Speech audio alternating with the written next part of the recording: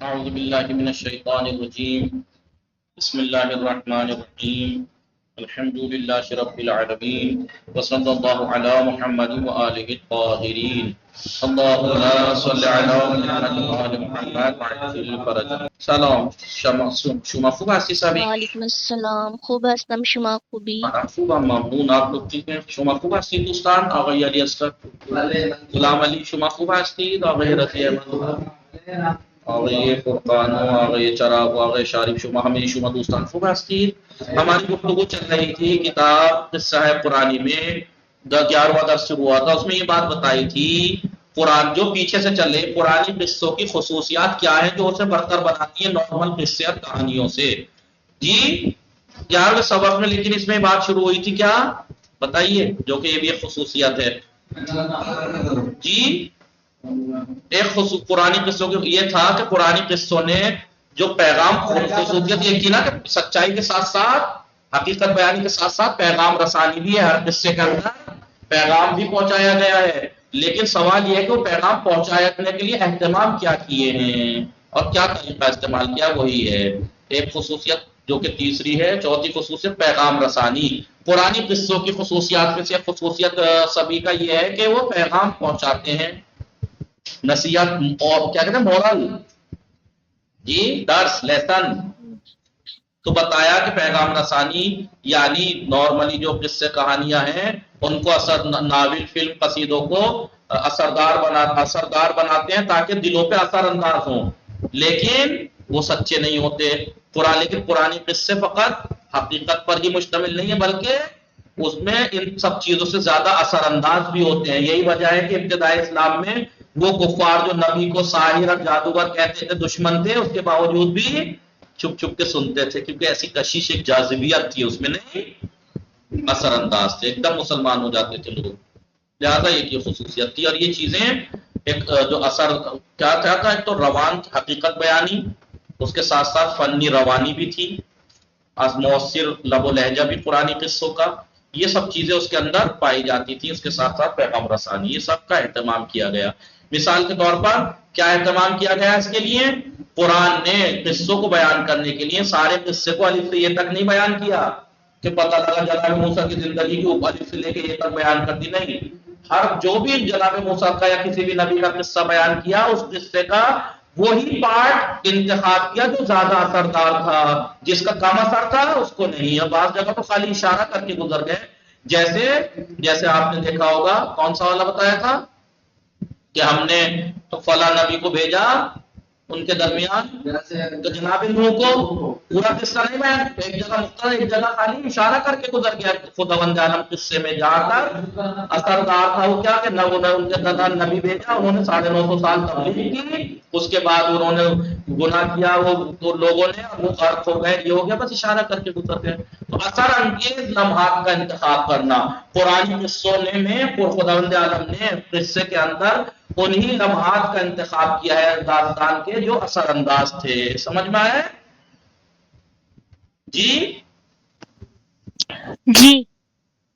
لہذا ہمیں اس کی مثال حضرت نوح کے قصے میں ملتی ہے، جہاں آپ کی 950 برس کی پوری عمر تھوڑی بتائیے قرآن میں کہ 950 سال عمر کتنا تو ہے، تبلیغی زندگی 950 سال کی، لیکن 950 سال کے سارے باتیں بیان کر دی نہیں. فقط تبلیغی زندگی کا آپ کے 950 سال کی تبلیغی زندگی میں سے وہی پارٹ ذکر کیا، کشتی بنانے والا، زمین و آسمان سے پانی ابلنا، کافروں اور بدکاروں کا ڈوب جانا، مومنین کا اور حیوانات کا نجات پا جانا. اتنے حصے کو وہاں پہ قصوں میں ذکر کیا جو زیادہ اثر انداز تھے. جی یا مثلا بعض جگہ تو اشارے کر کے گزر گئی، وَلَقَدْ أَرْسَلْنَا نُوحًا، ہم نے نوح کو بھیجا ان کی قوم میں، وہاں ان کے درمیان 50 سال کم 1000 سال رکے وہ، اور پھر طوفان نے ان کو گھیر لیا، درانی کی وہ ظالم کی قوم. یہ سب پھر ہم نے انہیں نجات دی اور اصحاب سفینہ کو، جناب نوح کو اور اصحاب سفینہ کو، اور ان کے لیے لوگوں کے لیے نشانی بنا دیا. ٹھیک ہے. تو قرآنی قصوں میں جو اہتمام کیا گیا ہے پیغام رسانی کے لیے، ایک اہتمام یہ ہے کہ اس میں قصے کے وہی پارٹ کو انتخاب کیا، اسی لمحے کو جو زیادہ اثر انداز تھا.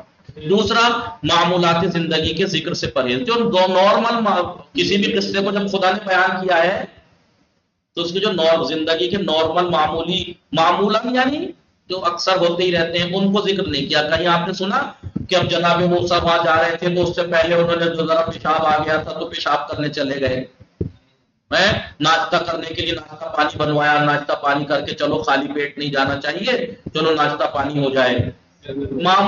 جی روزمرہ کے کاموں کو ذکر نہیں کیا ہے قرآن قصوں میں کہیں ہے، ورنہ اگر اسی میں ذکر کرتے چلے جاتے ہیں۔ وہ صبح کو 5 بجے اٹھے، اٹھنے کے بعد انہوں نے اپنی اہلیہ کو اٹھایا، انہوں نے برتن دھوئے، اس کے بعد جو ہے وہ آمادہ ہوئے، ناشتہ پانی کیا، اس کے بعد وہ لبادہ کندھوں پہ ڈالا کہ چلو جا رہا ہوں ذرا میں فرعون کے دربار میں۔ ایسا تو نہیں ہے نا جی کہ ناشتہ پانی کر کے نکلے ہوں، نعوذ باللہ مثلا اللہ سے کرو۔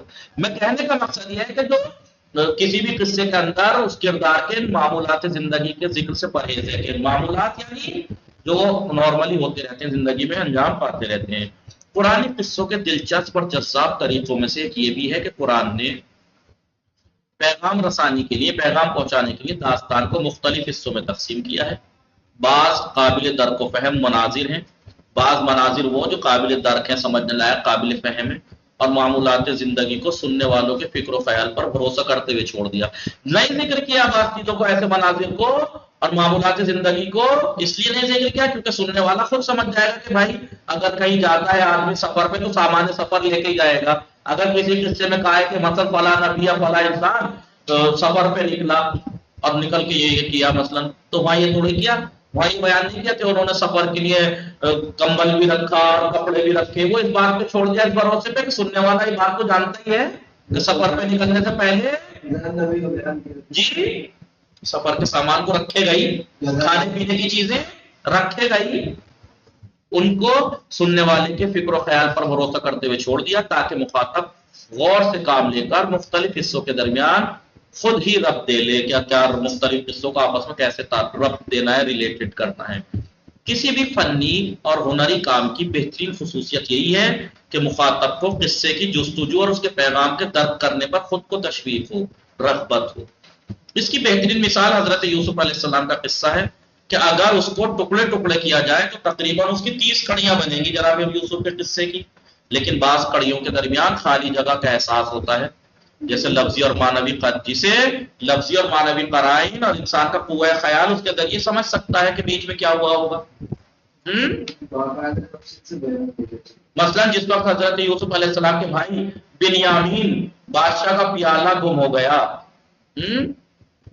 بنیامین کے بارے میں کیا ہے، بادشاہ کا پیالہ یہ پیمانہ گم ہو گیا، اس بنیامین نے کیا کیا، اس کی وجہ سے گرفتار کر لیے جاتے ہیں۔ تو داستان کی نئی کڑی شروع ہو جاتی ہے کہ تمام بھائی مشورے کے لیے بیٹھتے ہیں اور بڑا بھائی کہتا ہے ارجعوا الی ابیکم، اب تم اپنے بھائیوں اپنے بابا کے پاس تم پلٹ جاؤ، میں نہیں جاؤں گا۔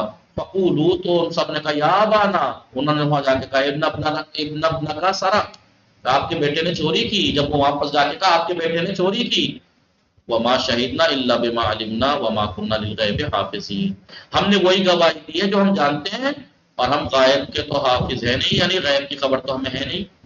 واسأل القرية التي كنا فيها، اس گاؤں والوں سے سوال کر لو جو ہمارے ساتھ وہاں تھے، والعير التي أقبلنا فيها وإنا لصادقون، ہم تو یہ کیا کریں، ہاں تم لوگ باپ کی خدمت میں جاؤ اور عرض کرو کہ آپ کے فرزند نے چوری کی ہے اور ہم اسی بات کی گواہی دے رہے ہیں جس کا ہمیں علم ہے، اور ہم غیب کی حفاظت کرنے والے نہیں ہیں۔ آپ اس بستی سے دریافت کر لیں، بستی والوں سے جس میں ہم تھے، اور اس قافلے سے پوچھ لیں جس میں ہم آئے ہیں کہ ہم بالکل سچے ہیں۔ یہ کیا بولے ان سے کہ ہم نے نہیں کی، ہم ایسے نہیں ہیں، ان سے پوچھ لو ہم ایسے نہیں چوری کہ نہیں بھائی ہم نے جو دیکھا وہ تو اس پہ۔ یہاں سبب پہنچ کر داستان کی یہ کڑی ختم ہو جاتی ہے، بس اتنی، اور دوسری کڑی شروع ہو جاتی ہے جس کا تعلق نہ مصر سے ہے نہ مصر کے راستے سے، بلکہ ڈائریکٹ باپ کے سامنے جانے کا ذکر ہے۔ یہاں پہ ہے نا اس نے کہا پلٹ جاؤ اپنے باپ کے پاس، اور جا کے کہنا تو اب راستے کا ذکر تو ہے ہی نہیں۔ یہ آپ کی سمجھ پہ چھوڑ دیا کہ آپ کو معلوم ہے جب جائیں گے تو ظاہر سی بات ہے ٹائم لگے گا ہی، راستے میں رکے بھی ہوں گے، کھایا بھی ہوگا، پیا بھی ہوگا، ٹائم بھی مرحلہ بر مرحلہ منزل بہ منزل رکتے ہوئے گئے ہوں گے۔ نہیں سبھی کا غلام علی اصغر قال بل سولت لكم انفسكم امرا فصبر جميل عسى الله ان يعافيني بهم جميعا انه هو العليم الحكيم، یعنی کیا مطلب، یعقوب نے کہا، جناب یعقوب نے کیا کہا کہ یہ تمہارے دل نے ایک نئی بات کھڑ دی ہے، میں پھر بھی صبر جمیل اختیار کروں گا کہ شاید خدا ان سب کو لے آئے، اور وہ ہر شے کا جاننے والا صاحب حکمت ہے۔ داستان کی ان دونوں کڑیوں میں ایک تو یہ کہ چوری کا نام کہ جاؤ اپنے باپ کے پاس جاؤ ان سے کہو، اور ایک دم سے باپ کے پاس پہنچ جانا، ان دو کڑیوں کو باپ کے ساتھ گفتگو آپس میں آپ ملا سکتے ہیں، بیچ میں اگرچہ فاصلہ ہے لیکن غور و فکر کے ذریعے دونوں کڑیوں کو آپس میں ربط دے کر اس نتیجے اور پیغام کو حاصل کیا جا سکتا ہے۔ سمجھ میں آیا نہیں؟ باقی انشاءاللہ کل وصلی اللہ علی، اب یہ دکھائیں گے کڑیوں، قصے کی کڑیوں میں پس و پیش آگے پیچھے ہونا۔ وصلی اللہ علی محمد وآلہ الطاہرین، اللہم صلی علی محمد وآلہ محمد۔